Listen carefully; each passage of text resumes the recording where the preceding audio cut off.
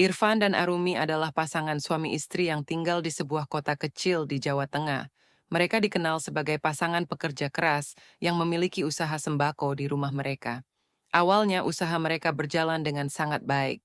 Setiap hari toko kecil mereka selalu ramai didatangi pembeli, baik dari warga sekitar maupun pelanggan, tetap dari desa-desa tetangga. Usaha yang mereka rintis sejak awal pernikahan berkembang pesat. Dengan keuntungan yang mereka peroleh, mereka bisa memperluas toko, menambah stok barang, bahkan menyewa beberapa pegawai untuk membantu mereka. Hidup mereka berkecukupan, dan mereka pun mulai dikenal sebagai keluarga yang sukses di kampungnya. Namun, kebahagiaan itu tidak bertahan lama. Seiring berjalannya waktu, usaha sembako, mereka mulai mengalami kemunduran. Harga bahan pokok yang semakin naik membuat daya beli masyarakat menurun. Ditambah lagi, dengan datangnya musim paceklik yang berkepanjangan, banyak pelanggan mereka yang akhirnya berutang dan tidak mampu membayar tepat waktu. Semakin hari, kondisi ekonomi mereka semakin terpuruk. Barang-barang di toko mereka mulai jarang terjual, sementara kebutuhan sehari-hari terus meningkat. Utang mereka pun semakin menumpuk, baik kepada pemasok barang maupun kepada pihak bank yang dulu memberikan mereka modal usaha. Irfan, yang selama ini dikenal sebagai pria yang pekerja keras dan jujur, mulai merasa putus asa. Ia tidak tahu harus berbuat apa untuk menyelamatkan usahanya. Sementara itu, Arumi juga merasakan tekanan yang sama. Ia sering menangis di malam hari, meratapi nasib mereka yang dulu begitu sukses, tetapi kini harus berjuang keras hanya untuk bertahan hidup. Di tengah kondisi yang semakin sulit, Irfan mulai mencari berbagai cara untuk keluar dari kesulitan finansial mereka. Ia mencoba mencari pinjaman dari berbagai pihak, namun tidak ada yang bersedia memberinya modal karena mereka tahu bahwa utang Irfan sudah terlalu banyak. Di saat keputusasaan melanda, Irfan mendengar bisikan dari seorang teman lamanya yang mengatakan bahwa ada cara lain untuk mendapatkan kekayaan dengan cepat. Teman itu berbicara dengan nada pelan, seolah-olah tidak ingin ada orang lain yang mendengar. Ada jalan pintas, Van, tapi bukan cara biasa. Irfan awalnya tidak memahami maksudnya. Namun, ketika temannya mulai menjelaskan tentang pesugihan babi ngepet, hatinya mulai terguncang. Pesugihan babi ngepet adalah praktik ilmu hitam yang diyakini dapat mendatangkan kekayaan secara instan. Namun, untuk memperoleh kekayaan itu, seseorang harus melakukan ritual tertentu dan menerima konsekuensi yang besar. Pada awalnya, Irfan merasa ragu. Ia tidak pernah membayangkan akan menempuh jalur mistis untuk memperoleh kekayaan. Namun, kondisi ekonomi yang semakin terpuruk membuatnya mulai mempertimbangkan hal tersebut. Ia berbicara kepada Arumi mengenai apa yang ia dengar. Arumi terkejut. Ia tidak pernah menduga bahwa suaminya akan berpikir sejauh itu. Namun, di satu sisi, ia juga merasa putus asa dengan keadaan mereka. Ia memikirkan masa depan anak-anak mereka, hutang yang terus bertambah, serta tekanan dari para penagih utang yang semakin hari semakin mengancam. Setelah berdiskusi panjang, akhirnya mereka berdua sepakat untuk mencari tahu lebih lanjut tentang pesugihan tersebut. Mereka mulai mencari informasi, bertanya kepada orang-orang yang dianggap memiliki pengetahuan tentang ilmu gaib. Namun, upaya mereka selalu menemui jalan buntu. Setiap kali mereka mendekati seseorang yang dianggap tahu tentang pesugihan, mereka selalu mendapatkan jawaban yang tidak jelas atau bahkan ditolak mentah-mentah. Tak putus asa, Irfan memutuskan untuk mencari sendiri informasi tersebut. Ia mendengar kabar bahwa di suatu desa terpencil di kaki Gunung Slamet, terdapat seorang dukun sakti yang bisa memberikan ilmu pesugihan. Tanpa sepengetahuan Arumi, Irfan pergi ke desa tersebut. Setelah menempuh perjalanan jauh, ia akhirnya tiba di desa yang sangat sepi dan jauh dari pemukiman. Ia bertanya kepada seorang warga tentang keberadaan dukun yang dimaksud. Warga tersebut awalnya enggan menjawab.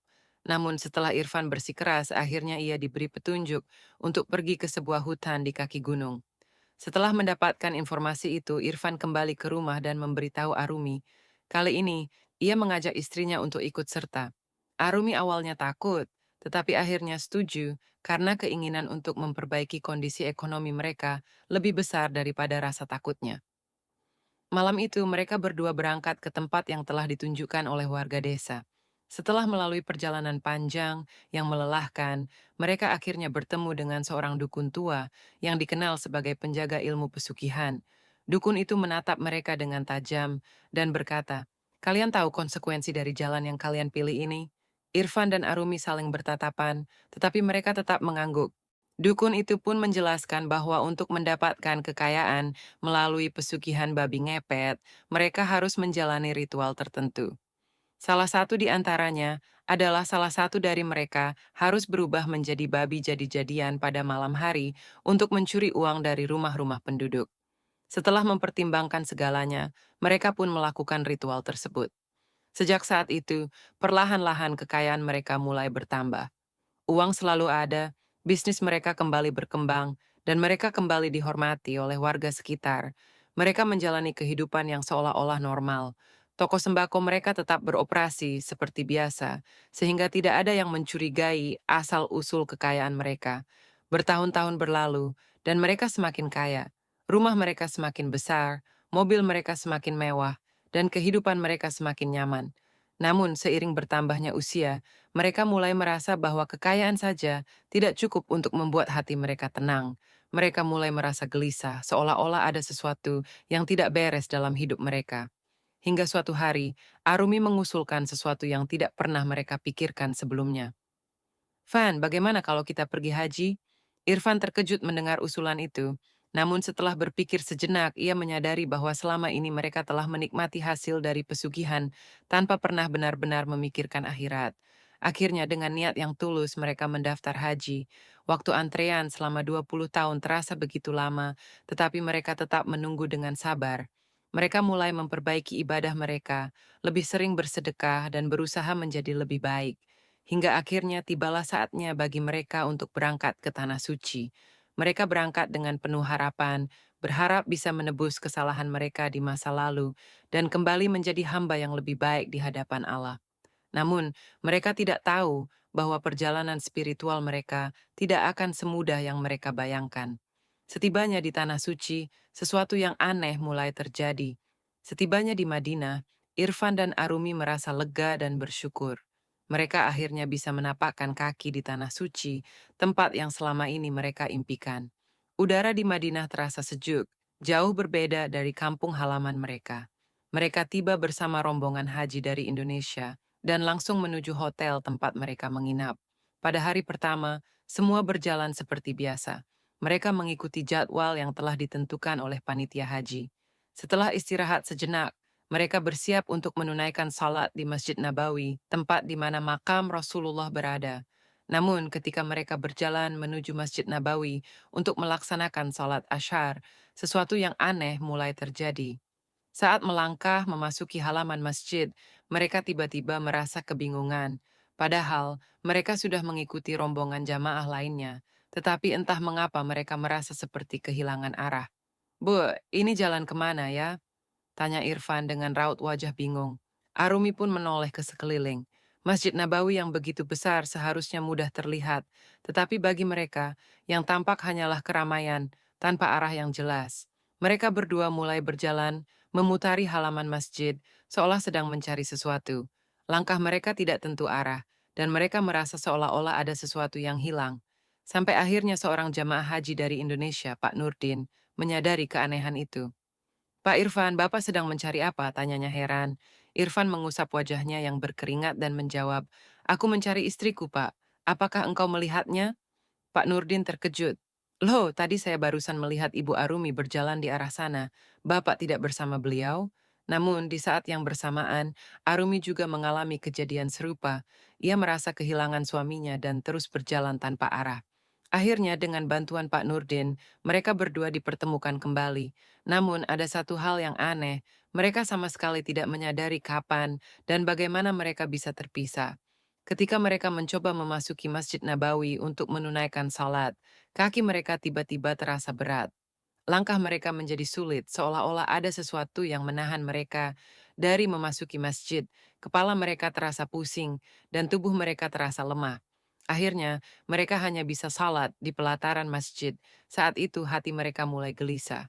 Apa ini ujian dari Allah? Bisik Arumi dengan nada cemas. Irfan hanya bisa mengangguk, tetapi jauh di lubuk hatinya, ia mulai merasa bahwa ada sesuatu yang tidak beres. Setelah menyelesaikan ibadah di Madinah, rombongan mereka melanjutkan perjalanan ke Mekah. Sesampainya di kota suci itu, hati mereka semakin berdebar. Mereka ingin segera melihat Ka'bah dan melaksanakan ibadah haji dengan sempurna. Namun, keanehan yang lebih besar mulai terjadi. Saat mereka memasuki Masjidil Haram, pandangan mereka berbeda dari jamaah lainnya. Bukannya melihat kemegahan Ka'bah yang berdiri kokoh di tengah masjid, mereka justru melihat padang tandus yang luas, dengan angin yang berputar-putar, menerbangkan pasir. Arumi mencubit tangannya sendiri, berharap ini hanyalah mimpi. Namun, pemandangan di hadapannya tetap sama. Tidak ada Ka'bah, tidak ada Masjidil Haram, hanya hamparan gurun yang kosong. Van, apakah engkau melihat apa yang aku lihat? Tanya Arumi dengan suara bergetar. Irfan menelan ludahnya. Aku hanya melihat angin berputar-putar di padang pasir. Mereka mulai panik. Bagaimana mungkin mereka berada di tempat yang sama dengan jamaah lainnya, tetapi melihat sesuatu yang berbeda? Namun, saat mereka kembali ke hotel, semuanya kembali normal. Mereka bisa melihat bangunan-bangunan di sekitar, bisa melihat jalan, dan tidak ada yang aneh. Kejadian ini berulang setiap kali mereka mencoba masuk ke Masjidil Haram. Setiap kali mereka berusaha untuk tawaf, tubuh mereka terasa semakin berat. Langkah kaki mereka seperti ditahan oleh sesuatu yang tak terlihat. Mereka mencoba berdoa dan memohon petunjuk dari Allah.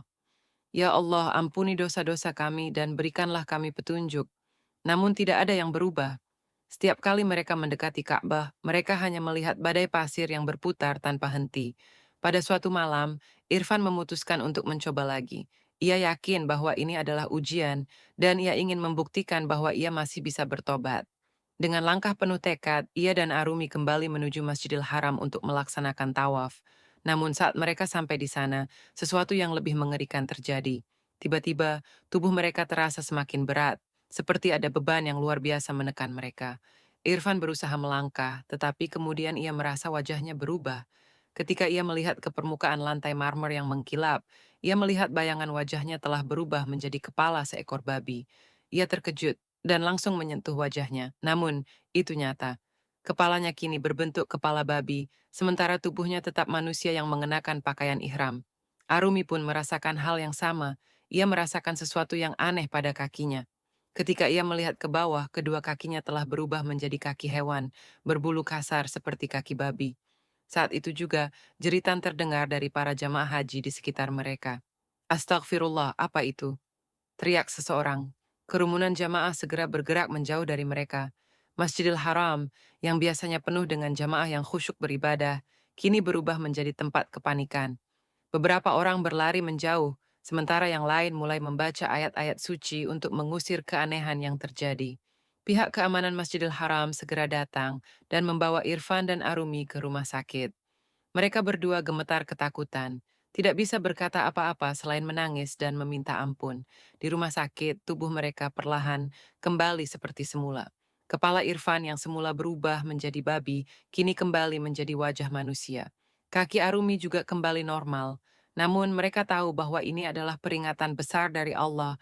Mereka menangis di hadapan panitia Haji Indonesia yang mendampingi mereka. Dengan suara yang bergetar, Irfan berkata, kami telah berdosa besar, kami telah mengambil jalan yang salah. Arumi juga menambahkan, kami ingin bertobat, kami ingin Allah mengampuni kami. Panitia haji yang mendampingi mereka hanya bisa menggelengkan kepala dengan wajah prihatin. Tobatlah dengan sungguh-sungguh. Allah Maha Pengampun, tetapi dosa yang besar membutuhkan keikhlasan dan penyesalan yang mendalam. Dengan hati yang penuh ketakutan dan penyesalan, Irfan dan Arumi menyadari bahwa semua kekayaan yang mereka miliki selama ini hanyalah ilusi yang menipu mereka. Kini mereka harus menghadapi kenyataan bahwa harta yang diperoleh dengan cara yang salah tidak akan pernah membawa keberkahan. Mereka masih memiliki kesempatan untuk bertobat, tetapi pertanyaannya adalah, apakah Allah akan menerima tobat mereka? Setelah kejadian aneh yang membuat tubuh mereka berubah menjadi sosok menyerupai hewan di Masjidil Haram, Irfan dan Arumi benar-benar terpuruk dalam ketakutan.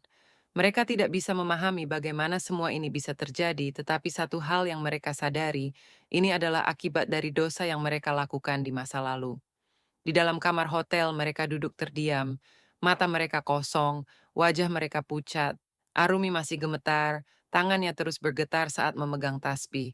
Sementara Irfan hanya bisa menunduk, mengusap wajahnya yang masih terasa dingin akibat kejadian tadi. Apa yang harus kita lakukan, Van? Suara Arumi nyaris tidak terdengar. Irfan menarik napas dalam. Dadanya terasa sesak, seolah ada batu besar yang menghimpitnya. Kita harus bertobat. Kita harus mengakui semua dosa kita dan memohon ampun kepada Allah. Arumi mengangguk. Air matanya mengalir tanpa henti. Selama ini mereka berusaha menutupi masa lalu mereka, berpura-pura menjadi orang baik, berpura-pura bahwa kekayaan mereka berasal dari hasil kerja keras. Tetapi pada akhirnya, kebenaran selalu menemukan jalannya untuk terungkap. Malam itu mereka tidak bisa tidur. Setiap kali mereka memejamkan mata, mereka melihat bayangan mengerikan, bayangan sosok babi berlari dalam kegelapan, suara bisikan-bisikan yang menyeramkan, dan tatapan penuh kebencian dari para jamaah yang tadi menyaksikan kejadian di Masjidil Haram. Saat fajar mulai menyingsing, mereka memutuskan untuk kembali ke masjid dan mencoba sekali lagi untuk melaksanakan tawaf. Mereka berharap kali ini mereka bisa melihat Ka'bah dengan jelas dan menyelesaikan ibadah haji mereka. Namun begitu mereka melangkahkan kaki ke halaman Masjidil Haram, kejadian aneh kembali terjadi. Tubuh mereka menjadi lemas, kepala mereka berputar, dan kakinya terasa seakan tertanam di tanah. Langit yang semula cerah berubah menjadi mendung di mata mereka, meskipun jamaah lain tidak merasakan perubahan apapun. Dan yang lebih mengerikan, mereka masih tidak bisa melihat Ka'bah. Yang ada di hadapan mereka hanyalah bayangan hitam pekat, berputar-putar di tengah gurun pasir yang tak berujung. Fan, kita tidak bisa melihatnya. Suara Arumi terdengar putus asa. Irfan mencoba melangkah lebih jauh, tetapi semakin ia berusaha mendekat, semakin tubuhnya terasa berat. Seolah-olah ada kekuatan tak kasat mata yang menolaknya masuk ke tempat suci itu. Tiba-tiba, terdengar suara menggelegar di kepala mereka. Harta yang kau peroleh dari jalan sesat tidak akan membawamu pada kebaikan. Suara itu begitu kuat hingga mereka merasa dunia seakan berputar. Mereka jatuh tersungkur, keringat dingin membasahi tubuh mereka. Nafas mereka tersengal seolah-olah dada mereka sedang dihimpit oleh beban yang luar biasa berat. Jamaah lain mulai memperhatikan mereka dengan pandangan aneh. Beberapa orang mendekat, mencoba membantu, tetapi setiap kali seseorang berusaha menyentuh mereka, orang itu justru mundur ketakutan, seolah melihat sesuatu yang mengerikan. Salah satu jamaah, seorang ulama dari Indonesia yang ikut dalam rombongan mereka, akhirnya menghampiri. Dengan penuh wibawa, beliau berkata, "Kalian sedang dihukum oleh Allah. Sesuatu yang besar telah kalian lakukan di masa lalu. Bertobatlah sebelum terlambat." Mendengar itu, tangisan Arumi pecah. Ia tidak lagi bisa menahan perasaannya. Di hadapan seluruh jamaah, ia bersujud di atas tanah, menangis sejadi-jadinya. Ya Allah, ampuni kami. Kami telah berbuat kesalahan besar. Kami telah menjual iman kami demi harta dunia. Ya Allah, maafkan kami. Irfan juga jatuh bersimpuh.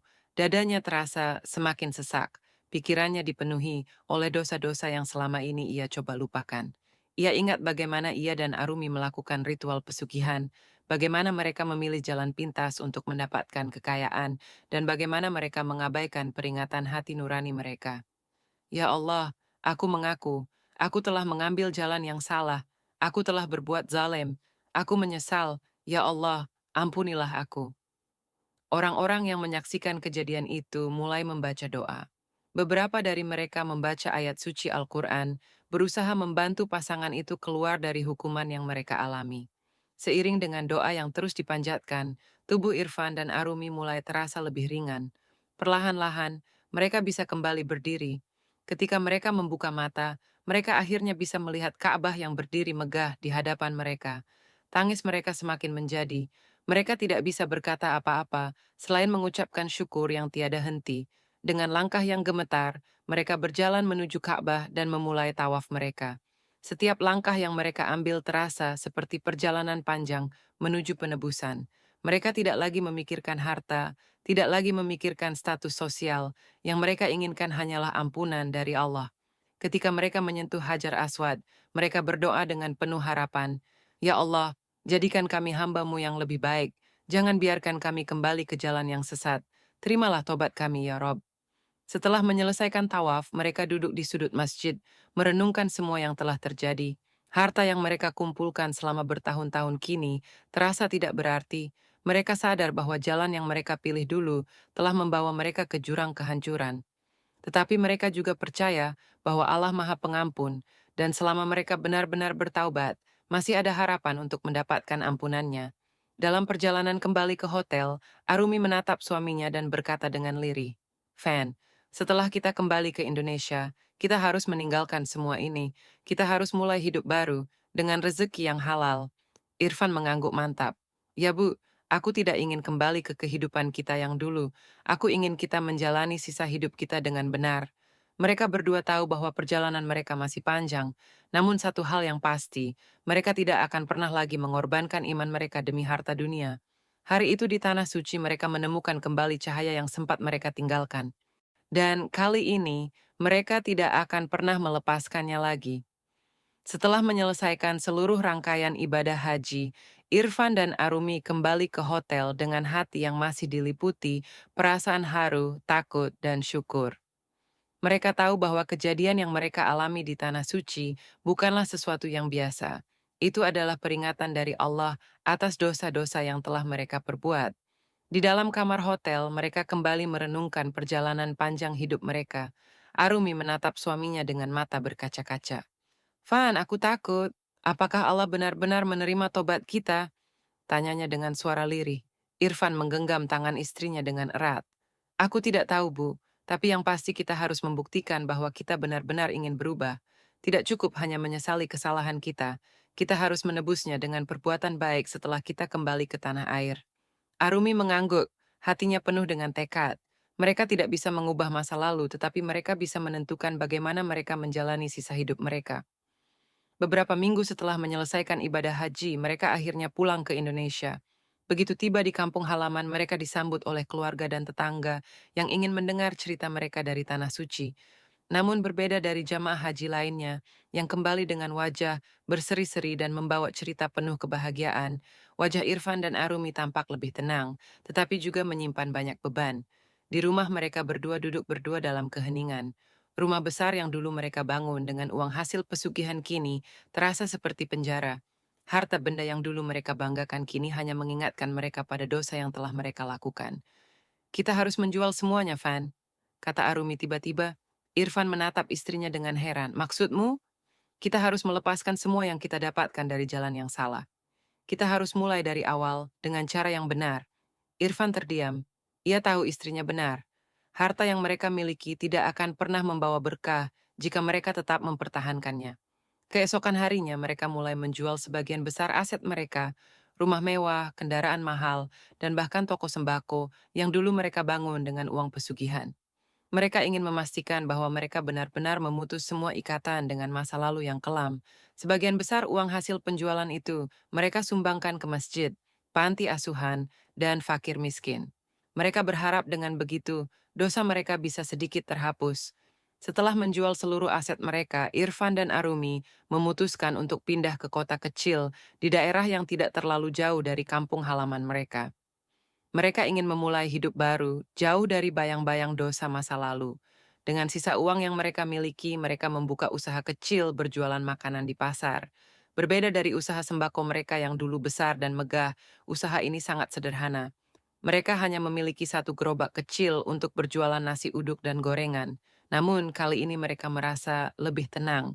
Setiap rupiah yang mereka dapatkan berasal dari usaha mereka sendiri, tanpa ada campur tangan kekuatan gaib atau pesugihan. Arumi kini lebih sering menghabiskan waktunya dengan mengaji dan mengikuti pengajian di masjid terdekat. Ia ingin memperdalam ilmu agama agar bisa menjalani hidup dengan lebih baik. Sementara itu, Irfan lebih rajin dalam beribadah dan berusaha menjadi suami yang lebih baik. Meski kehidupan mereka kini jauh lebih sederhana dibandingkan sebelumnya, mereka merasa lebih bahagia. Tidak ada lagi ketakutan akan balasan dari Allah, tidak ada lagi perasaan bersalah setiap kali melihat harta benda mereka. Namun, perjalanan tobat mereka tidak selalu mudah. Banyak orang yang mempertanyakan keputusan mereka. Beberapa kerabat dan teman lama, mereka datang dan menanyakan mengapa mereka menjual seluruh harta mereka. Kenapa kalian hidup susah padahal dulu kalian kaya raya? Tanya seorang teman lama Irfan. Irfan hanya tersenyum dan menjawab, kami hanya ingin hidup tenang dan mendapat ridha Allah.